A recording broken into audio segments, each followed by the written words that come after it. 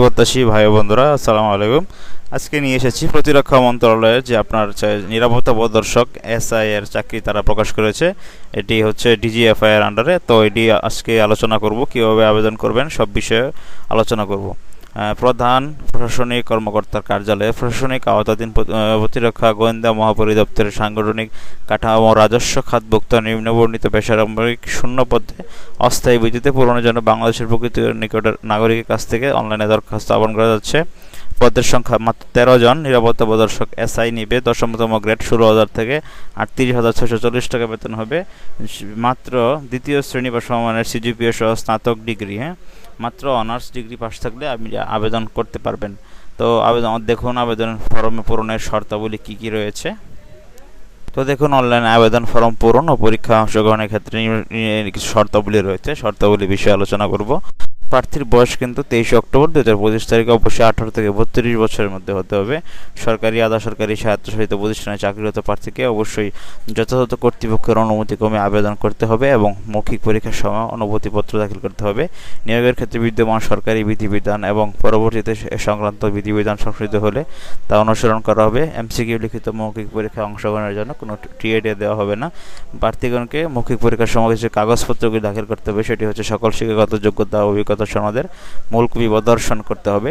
পূরণকৃত applicant copy, admit card, প্রথম শ্রেণী গেজেটের কর্মকর্তা দ্বারা সত্যায়িত সকল সনদপত্রের এক সেট ফটোকপি, 3 কপি পাসপোর্ট সাইজের সাম্প্রতিক সত্যায়িত রঙিন ছবি, সর্বোচ্চ 3 মাসের পুরনো দাখিল করতে হবে। মুক্তিযোদ্ধা, শহীদ মুক্তিযোদ্ধা, বীরাঙ্গনা সন্তান, ক্ষুদ্র নিগোষ্ঠী, শারীরিক প্রতিবন্ধী, তৃতীয় লিঙ্গের প্রার্থী হলে উক্ত প্রার্থীগণকে সংক্রান্ত প্রমাণকের মূল কপি প্রদর্শন করতে হবে এবং তার ফটোকপি প্রথম শ্রেণী গেজেটের কর্মকর্তা দ্বারা সত্যায়িত করে দাখিল করতে হবে।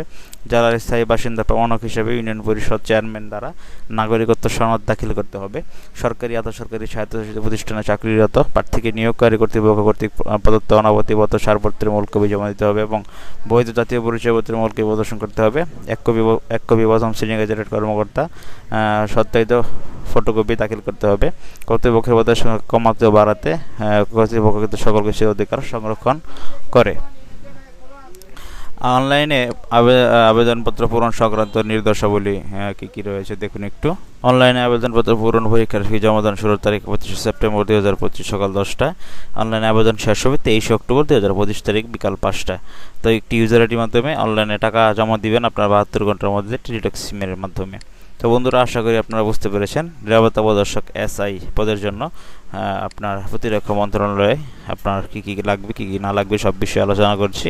13 জন লোক তারা নেবে, শুধুমাত্র অনার্স ডিগ্রি পাশে। তো অবশ্যই আপনারা আবেদন করবেন। আবেদন করে আপনার কাঙ্ক্ষিত চাকরিটি পাওয়ার জন্য চেষ্টা করবেন। তো বন্ধুরা, এই ছিল মূলত আজকের মতো ভিডিওটি। পরবর্তী ভিডিও পাওয়ার জন্য অবশ্যই চ্যানেলটি সাবস্ক্রাইব করে রেখে পাশে থাকা বেল আইকনটি একটু চেপে দেবেন। নিত্য নতুন ভিডিও সবার আগে, চাকরির খবর সবার আগে পাওয়ার জন্য। অনেক জব নিউজ সবসময় 100% অথেন্টিক, শিওর এবং 100% শিওর চাকরিগুলো তারা সবসময় দিয়ে থাকে। তো অবশ্যই বন্ধুরা, অনেক জব নিউজ সাথে থাকবেন। ফেসবুক পেজটি লাইক, কমেন্ট, ফলো, শেয়ার দিয়ে দিবেন। যে কোনো তথ্য এবং যে কোনো কিছু সংগ্রহের জন্য অবশ্যই অনেক জব নিউজের সাথে যোগাযোগ করবেন কমেন্টের মাধ্যমে, হোয়াটসঅ্যাপে, মেসেঞ্জারে। তো ভালো থাকুন সকলেই। দেখা হচ্ছে পরবর্তী চাকরির ভিডিওতে। সে পর্যন্ত থাকবে সকলের জন্য শুভকামনা।